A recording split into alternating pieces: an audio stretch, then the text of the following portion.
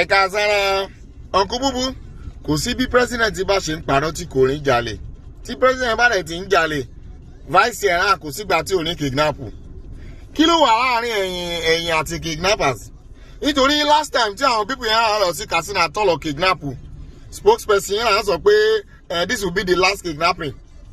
èrè tó ṣẹlẹ̀ rí àná kan wọ́n tún ti lọ kó àwọn ọmọ ọlọ́mọ báyìí o ní Ìkòròdú náà wọ́n lọ gbé àwọn méjì náà 80 million wọ́n fi bẹ́ẹ̀lì wọn náà kí ló dé jẹ́ pé business of the day ṣe kidnapping everybody start kidnapping why tí kìíní yóò bá yé èyí mọ́ àmọ́ pé ẹ̀ ti dàgbà tó kò gbòtígbà tí gbogbo brain box náà gbogbo ẹ̀rọ ò lè ṣiṣẹ́ dáadáa bí ti tẹ́lẹ̀ mọ́